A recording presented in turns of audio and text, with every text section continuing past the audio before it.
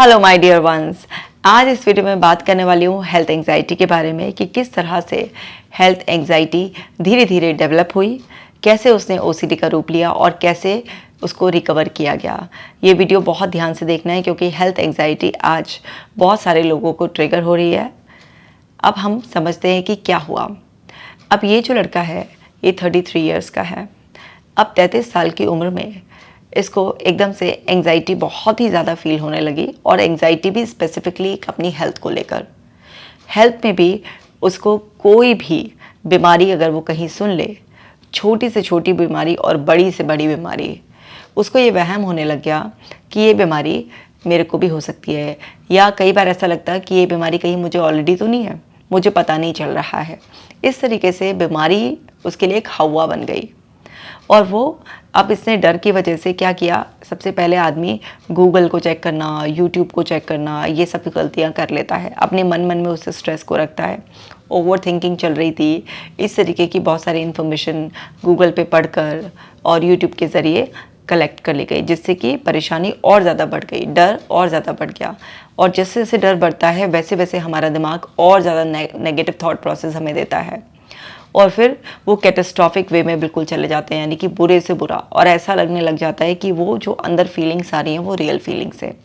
ऐसा ही इसके साथ हुआ। जब कंडीशन बिल्कुल पैनिक तक आ गई तब जाकर घर वालों को पता चला कि इसके अंदर इतनी ज़्यादा एंग्जाइटी है और इसको डर सताता है कि इसको कुछ हो ना जाए, मर ना जाऊँ, कैंसर ना हो जाए, हार्ट अटैक ना आ जाए, HIV ना हो जाए, मतलब हर तरीके की स्किन की प्रॉब्लम हो तो उसको डरने लगता है कि सफ़ेद दाग ना हो जाए। हर तरीके की बीमारी जो भी कहीं कहीं देख ले, किसी को सुन ले, पढ़ ले, वो सब इसको ऐसा लगता है कि इसके अंदर वो पनप रही है और एकदम से सामने आएगी और इसको कुछ हो जाएगा। अब ये सोच सोच के दिन रात इतना मुश्किल कि सपने भी ऐसे ही आ रहे हैं कि कोई बीमारी हो गई है। एकदम अचानक से पता चला, डॉक्टर ये कह रहा है कि आपके पास बहुत कम दिन है और आपने अपनी बीमारी को लेट कर लिया है। इस तरीके से सपनों में भी ये सब चीज़ें आने लगी। तो आप सोचिए कि कितना डीपली सबकॉन्शियस माइंड में कितना डीप रूटेड थी ये सारा फियर, कि सपने तो वही होते हैं ना जो हमारे सबकॉन्शियस में बैठा हुआ होता है, उसी का रिफ्लेक्शन होते हैं। तो इतनी बुरी कंडीशन हो गई। अब घर वालों को पता चला तो घर वालों में नॉर्मली वैसे ही समझाया कि नहीं, अभी तो तू सिर्फ 33 साल का है, बिल्कुल सही है, देख तुझे तो कोई बीमारी भी नहीं है, हट्टा कट्टा है, ठीक से खाता है। ये सब जनरल बातें जो घर वाले करते हैं उस तरीके से उन्होंने समझाने की कोशिश की। लेकिन वो फियर ही इतना ज़्यादा स्ट्रॉन्ग था, वो फियर ही सेटल होने का नाम नहीं ले रहा था और इसके मन में वो लगातार हर दिन बढ़ता जा रहा था। घर वाले सब लोग, घर वालों ने जतन लड़ा लिए कि अच्छा उस कज़न की बात सुनता है, उसके साथ कंफर्टेबल फील करता है, उसे बुला लिया। मतलब जो भी वो जतन कर सकते थे, जिसकी भी बात ऐसा लगता था कि ये मान सकता है, उससे समझाने की कोशिश कर ली, लेकिन उसकी एंग्जाइटी डाउन नहीं हो रही थी। अब जब इतनी ज़्यादा परेशानी होने लग गई और वह बढ़ता ही चला गया तो फिर दवाइयों का नंबर आया। अब दवाइयों से वो जो थॉट्स बार बार मन में आ रहे थे वो रुकने का नाम ही नहीं ले रहे थे। एंग्जाइटी के सिम्टम्स कुछ डाउन होते थे लेकिन वो थॉट कुछ समय बाद फिर से पॉपअप होने लग जाते थे, तो वो भी परेशानी बनी हुई थी। फिर उन्हीं के साइकेट्रिस्ट ने ही बोला कि आप एक साइकोलॉजिस्ट से और कंसल्ट करो, ये तो उनको एक फियर बैठा हुआ है और ये बात करेंगे तो तब वो ठीक हो जाएंगे। तो इस तरीके से ये केस मेरे पास आया। तो अब वहाँ पर जब उनसे बात की गई और पूरी हिस्ट्री ली गई, क्योंकि हिस्ट्री लेना बहुत इंपॉर्टेंट होता है। एक होता है कि आपने जनरलाइज्ड वे में ट्रीट करना स्टार्ट कर दिया और एक होता है पर्सनलाइज्ड वे में आपने ट्रीट करना स्टार्ट कर दिया। तो मेरा अपना पर्सनल तरीका जो है वो पर्सनलाइज्ड वे में किसी भी केस को डील करने का है। तो वहाँ पर जब पूरी हिस्ट्री लेते हैं कि अगर आपको बिल्कुल पर्सनलाइज्ड वे में एक पूरा स्केच बनाना है कि कैसे कहाँ रूट कॉज है, कैसे डेवलप हुआ, तो उसमें आपको पूरी हिस्ट्री कलेक्ट करनी पड़ती है। तो हिस्ट्री जब ली गई तो पता चला कि ये बचपन में बहुत बीमार रहते थे। अब बचपन में बीमार रहते थे तो सब लोग ऐसे बोलते थे ये तो ठीक ही नहीं रहता है, ये तो बहुत ही ज़्यादा बीमार रहता है, कैसा सूखा वासा है, इसको ग्रोथ ही नहीं पकड़ता है, आए दिन बीमार रहता है। इस तरीके की चीज़ें बहुत बार, मतलब ये बातें इतनी बार सुनी भी थी, मन में बैठी भी थी और घर का एनवायरनमेंट ऐसा था। तो उनकी मदर से भी पूछा गया तो उन्होंने भी बताया कि ये काफ़ी बीमार रहता था। 13-14 साल की उम्र तक तो ऐसा लगता था कि हर दूसरे दिन डॉक्टर के किसी न किसी रीज़न पे जाना है, चाहे वो भले ही बुखार हो, सर्दी जुकाम हो, कभी पेट का दर्द हो, ये सब चीज़ें। और हिस्ट्री कलेक्ट की गई तो पता चला कि शुरुआत से ही थोड़ा डरने की नेचर थी, ज़्यादा सोचने की नेचर थी, छोटी छोटी बातों पर घबरा जाने की नेचर थी, कि जैसे कुछ इंसिडेंट्स उनकी मदर ने शेयर किए कि बचपन में अगर पेट में भी दर्द हो जाता था तो बोलता था मेरे पेट में बहुत ज़्यादा बड़ा सा कीड़ा हो गया है, वो मुझे खा जाएगा अंदर से, मैं मर जाऊँगा। इस तरीके की बातें भी बोलते थे। एग्ज़ाम टाइम में भी वॉमिटिंग लगी रहती थी, बुखार आ जाता था, कोई भी ज़रा सा ऊंची आवाज़ में भी बोल जाता था तो भी उसमें सहम जाने की, डर जाने की आदत थी। और 14 साल की उम्र तक इन्होंने बेड वेटिंग की भी प्रॉब्लम थी। ये सारी चीज़ें क्या है, बहुत ज़्यादा आपके फ़ियर को दर्शाती हैं कि बचपन से ही एक इस तरीके का पैटर्न डेवलप हो गया। अब एक तो बच्चे का अपना कुछ स्वभाव होता है, लेकिन साथ ही साथ फैमिली एनवायरनमेंट और भी ज़्यादा इम्पॉर्टेंट रोल प्ले करता है। तो इनकी मदर ने इस बात को एडमिट किया कि यस, घर का एनवायरनमेंट तो ऐसा रहता ही था कि अक्सर बीमारियों की बात चला करती थी, क्योंकि एक तो इनके दादाजी बहुत लंबे समय से बीमार थे, तो उनकी बहुत मेडिसिन्स वगैरह चलती थी, घर में डॉक्टर्स का आना जाना अक्सर लगा रहता था। और साथ ही साथ ये भी बचपन में बहुत बीमार थे, तो घर में एक टेंस्ड एनवायरनमेंट रहता था जिसमें बीमारियों को लेकर अक्सर बात होती ही थी। तो वो धीरे धीरे किसी इंसान के सबकॉन्शियस माइंड में बैठ जाती हैं जब रिपीटेडली एक ऐसा एनवायरनमेंट हो जहाँ पर बीमारी की बातें हो रही हैं, या बार बार किसी बच्चे को सुनने के लिए मिल रहा है कि ये तो आए दिन बीमार रहता है, देखा चाहिए इसका तो क्या होगा, इसके तो बदन को कुछ लगता ही नहीं है, छोटी सी उम्र में ये हो गया है और वो हो गया है, और कभी भी से कुछ हो जाता है, न दिन का पता न रात का पता। इस तरीके से करते करते वो डीपली सबकॉन्शियस माइंड में पैटर्न्स थे। लेकिन जैसे जैसे बच्चा बड़ा होता है, बिज़ी होता है ना, अपने दोस्तों में, पढ़ाई लिखाई में, तो वो सिचुएशंस थोड़ी सी बेटर होती चली जाती हैं। वक्त भी थोड़ा थोड़ा अपने आप ना बदलाव लाता रहता है। तो जब ये अपनी टीनेज में आए तो थोड़ा बिज़ी हो गए, थोड़ा इम्यूनिटी बेटर हो गई, और जो बीमार होना था कि हर दूसरे तीसरे दिन ऐसे डॉक्टर का वो था, वो धीरे धीरे थोड़ा कम हो गया। लेकिन ऑन एंड ऑफ फिर भी ये चलता रहा कि सीज़न चेंज होने पर कुछ ना कुछ प्रॉब्लम हो जाना, कभी हेडेक की शिकायत होना तो कभी कुछ और प्रॉब्लम होना, ये लगातार बनी रहती थी। या कुछ भी ऐसा एग्ज़ाम टाइम या कोई भी रिस्पॉन्सिबिलिटी आती थी तो एक उसमें एक स्ट्रेस इनको इतना घेरता था, फीवर आना या सर में दर्द होना या फिर पेट खराब हो जाना, ये बहुत ही कॉमन से सिम्टम्स जो इनको होते रहते थे। बट हाँ, बचपन से लेकर सिचुएशन काफ़ी बेटर थी। ऐसे करते करते अपनी पढ़ाई पूरी करी, जॉब वगैरह सब स्टार्ट हो गई, शादी भी हो गई। लेकिन वो चीज़, एक पीस, एक डेयरिंग एटीट्यूड किसी भी चीज़ के प्रति, चाहे वो काम हो, रिलेशनशिप हो या अपनी हेल्थ को लेकर, कभी भी नहीं था। एक स्ट्रेस ले लेने की, टेंशन लेकर सब काम को करने की एक आदत थी। तो इनकी जो जॉब थी वो भी पता चला कि बहुत स्ट्रेसफुल है, टारगेट बेस्ड जॉब है, बहुत ज़्यादा उसमें टूर का काम है, कभी कहीं भेज देते हैं, कभी कहीं भेज देते हैं। एक ऐसा इंसान जिनको ऑलरेडी एंग्जाइटी रहती है, उसको बहुत ज़्यादा टूरिंग जॉब मिल जाए या बहुत टारगेट बेस्ड जॉब मिल जाए तो ये भी एक बहुत ज़्यादा स्ट्रेस को लगातार बनाए रखने वाली कंडीशन बन जाती है। तो वहाँ पर ये सारी चीज़ें लगातार चलते चलते, और खाने पीने का रूटीन बहुत ज़्यादा ख़राब, कभी भी कुछ भी खा पी लेना, बाहर का बहुत ज़्यादा खाना, सोने का कोई वो नहीं था, इनका स्केड्यूल फिक्स नहीं था, लाइफस्टाइल में भी तमाम बहुत गड़बड़ी थी। तो क्या हुआ कि वो इम्यूनिटी पहले से ही थोड़ी सी वीक थी, और बीमारी को लेकर जो एक अंदर कुछ बिलीफ पड़े हुए थे कि ये तो सदा का बीमार रहता है, इसका तो कुछ भरोसा नहीं, कभी इसकी तबीयत ख़राब हो जाए, उन बिलीफ ने भी अपना रोल प्ले किया, और ख़राब लाइफस्टाइल की वजह से भी ऐसे कर करके उनको 33 की एज में एंग्जाइटी ट्रिगर हो गई, और उसमें लगातार एक ये फियर बनता रहा कि बस मुझे कुछ हो जाएगा, मुझे कुछ हो जाएगा।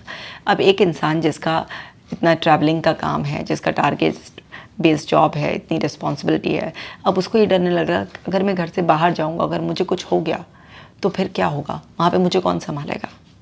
तो ये डर की वजह से इन्होंने घर से निकलना बंद कर दिया। अब घर से निकलना बंद कर दिया और मोबाइल हाथ में है, मोबाइल में सर्चिंग चल रही है, और एक से एक क्या क्या बातें लिखी हुई होती हैं, आप लोग पहले से ही जानते हैं। तो उस सब की वजह से ये जो एंग्जाइटी थी वो ऑब्सेशन का रूप ले गई। जैसे ही लेटने, आंखें बंद करें तो फ़ौरन थॉट्स घूमने लगे, तुझे कोई बड़ी बीमारी हो गई है, कुछ हो गया है तुझे, अब बात केवल तेरे बुखार सर्दी जुकाम तक नहीं रही है, तुझे कुछ हो गया है, बचपन से तेरी तो हालत ऐसी ही थी, तो सदा का ही बीमार है, तुझे तो कब क्या हो जाए, ये तो डॉक्टर्स ने भी बोल रखा था, हमेशा से तूने ऐसे ही झेला है कि कुछ भी ऐसा आता है तो तेरी जल्दी तबीयत ख़राब हो जाती है, तेरे अंदर का सिस्टम वीक है। इस तरीके के थॉट्स, जैसे कि कोई अंदर कुछ बोल रहा हो। उन्होंने मुझे बताया, ऐसा लगता है कि जैसे कोई है और मुझे ये सब बोल रहा है, तेरे अंदर ऐसा होगा, तेरे अंदर ऐसा होगा, तेरा अंदर का सिस्टम कमज़ोर है, तुझे ये हो गया है, तुझे वो हो गया है। कि ऐसा लग रहा है कि वो मैं हुई नहीं, मेरे अंदर कोई और है जो मुझे ऐसे तू तू करके एड्रेस कर रहा है, और बोल रहा है तुझे ये हो गया है, तुझे बाहर नहीं जाना है, तुझे कुछ हो जाएगा, तुझे कौन संभालेगा, तू मर जाएगा, तेरी बीवी का क्या होगा, तरह तरह की बातें दिमाग में घूम रही है। तो कई कई दिन ऐसा हो रहा है कि स्लीपलेस नाइट इनको गुजारनी पड़ रही है, और अगर आँख लगे भी तो बस सपने में यही चल रहा है, सपने वाली नींद आ रही है और दम से चौंक कर उठ जाना, कहीं आना जाना बंद कर देना। अब अगर आप जॉब पर नहीं जाओगे, घर में ही रहोगे, इस तरीके की इन्फॉर्मेशन से एक्सपोज रहोगे तो डेफिनेटली ये बढ़ेगा। और वही इनके साथ हुआ कि बहुत ही जल्दी इनकी एंग्जाइटी ने ओसीडी का रूप ले लिया, और हालत ये हुई कि बस गूगल पे चेक करते रहना, यूट्यूब की वीडियो देखते रहना और अपने आप को कोरिलेट करते रहना, ये वाला सिम्टम मेरे में है, ये ऐसा है वैसा है, इस तरीके से करना। और इन्होंने इतने डॉक्टर्स से ऑनलाइन कंसल्टेशन ली, घर पर ही टेस्टिंग के लिए बुलाए, हर दूसरे दिन टेस्ट वाले को बुला लेते हैं कि मेरा ब्लड ले जाओ, मेरा यूरिन ले जाओ, मेरा ये प्रोफाइल करो, मेरा ये चेक करो, क्योंकि बाहर तो जाना ही नहीं है तो किसी डॉक्टर के पास नहीं जा रहे थे, ऑनलाइन कंसल्टेशन पे कंसल्टेशन लिए जा रहे हैं। जो भी डॉक्टर से कहीं से भी समझ में आ रहा है उससे कंसल्टेशन लिए जा रहे थे और रिपोर्ट्स करवाए जा रहे थे, कभी बीपी चेक करवाना, कभी कोई ब्लड की रिपोर्ट कराना, ये सब चीज़ें। मतलब इस हद तक कि घर वाले भी फ्रस्ट्रेट हो गए थे कि ये हो क्या रहा है। अगर मना करते हैं, घर वाले आने नहीं देते हैं, तो इतना गुस्सा, तोड़ फोड़, तुम लोग समझ ही नहीं रहे हो, तुम लोग मुझे मारना चाहते हो, तुम्हें मेरी हालत का समझ में नहीं आ रहा है, घर का भी बुरा माहौल। मतलब बहुत बुरी तरीके से डर फैल गया था। अब देखिए, ज़रा समझने की कोशिश करते हैं कि इस नौबत तक कोई इंसान कैसे पहुंचा। इस नौबत तक पहुंचा इग्नोरेंस की वजह से। जब शुरुआत में आप देखते हैं कि आपके घर का कोई बच्चा या कोई मेंबर है जिसको ज़रूरत से ज़्यादा चिंता करने की आदत है, आप देख रहे हैं कि वो थोड़ा सा भी स्ट्रेस बर्दाश्त नहीं कर पा रहा है और उसकी बॉडी किस वे में रिस्पॉन्ड कर रही है, तो आपने क्यों नहीं उसको शुरुआत से ही रिलैक्सेशन प्रैक्टिस में डाला? क्यों सिर्फ इस बात पर ध्यान दिया कि कुछ भी कोई सिम्टम आ रहे हैं तो बस उसकी दवाई ली और उसको ये नेगेटिव रीइंफोर्समेंट करते रहे, तो सदा का बीमार है, इसका तो कुछ नहीं भरोसा, आज ठीक है अगले पल ठीक नहीं रहे।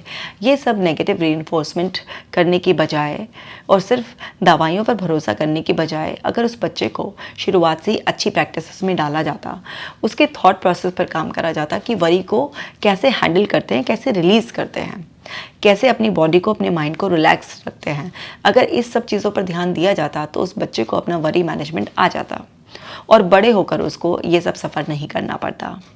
या चलिए बचपन से शुरू नहीं हुआ, किसी भी एज में स्टार्ट हुआ, जब भी आपको इस तरीके की एंग्जाइटी, कोई भी वरी, ओवर थिंकिंग हो रही है तो उसको कैसे मैनेज करते हैं, कैसे अंडरस्टैंड करते हैं, कैसे रिलीज़ करते हैं, इस पर ध्यान दिया जाना चाहिए।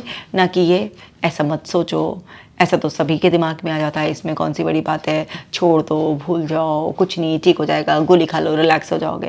ये सब फिजूल की बातों को छोड़कर अगर आप परमानेंट सॉल्यूशंस की तरफ जाएंगे तो किसी की हालत इतनी बदतर होगी ही नहीं।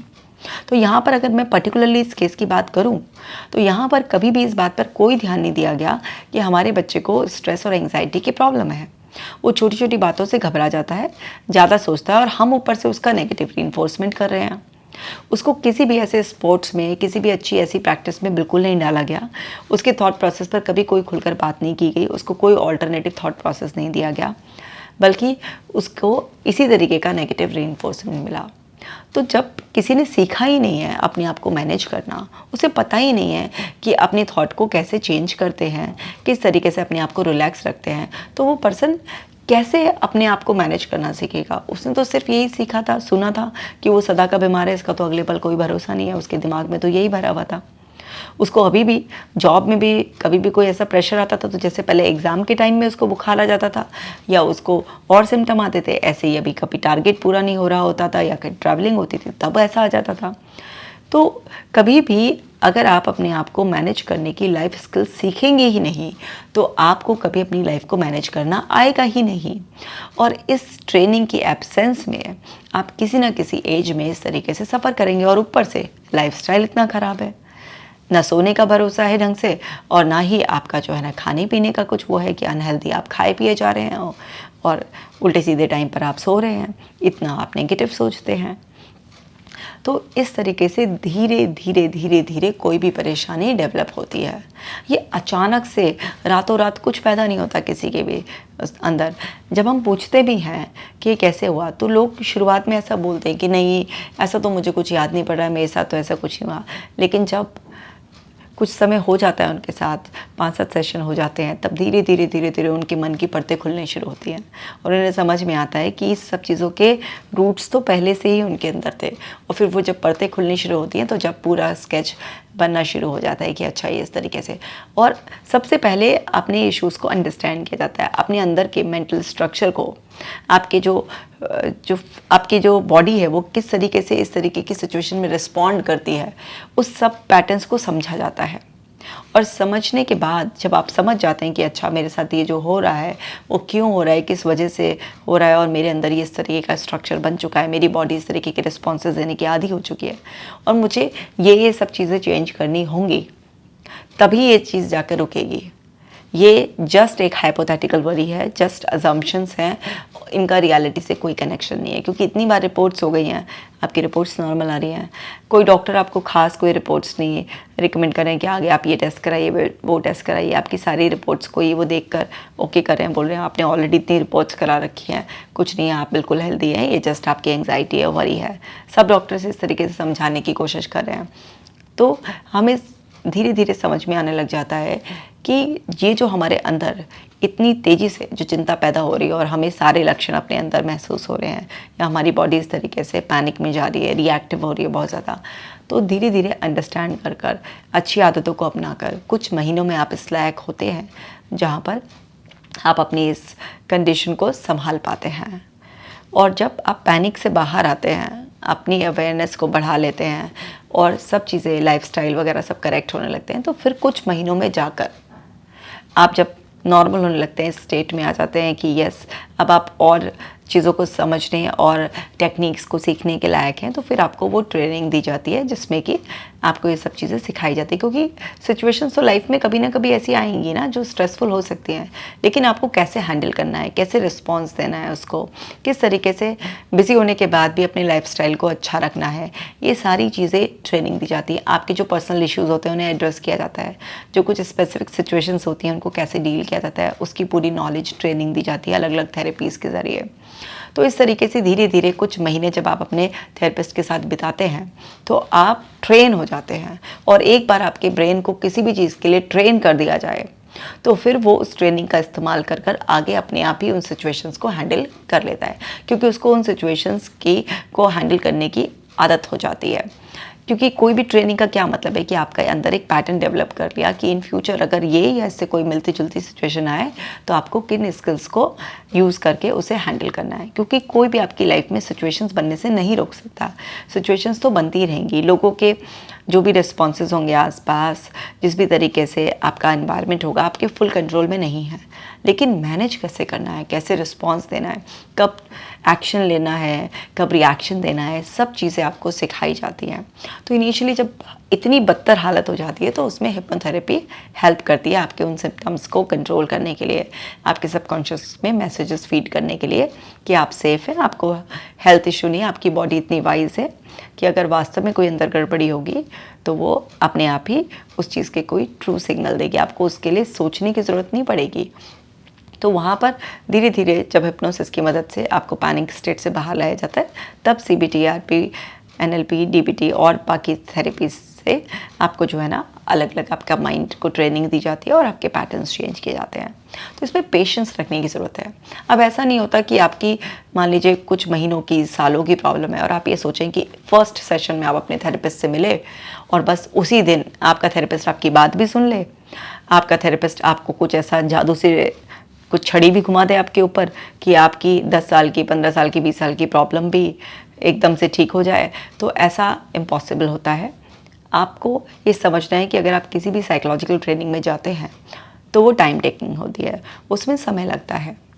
और किसी भी चीज़ में जिसमें भी समय लग रहा होता है, आपका ब्रेन ट्रेन हो रहा होता है, यकीन मानिए वो चीज़ आपके सिस्टम में पक्की हो रही होती है और वो आपको लाइफ लॉन्ग स्ट्रॉन्ग बने रहने में मदद करेगी। क्योंकि यहाँ पर सब कुछ आप अपना टाइम एंड एफर्ट्स को इन्वॉल्व कर कर सीख रहे हैं और वो सब चीज़ें जो सीख रहे हैं, जो प्रैक्टिस कर रहे हैं, वो आपके अंदर जा रहा है, आपकी मसल मेमोरी में जा रहा है।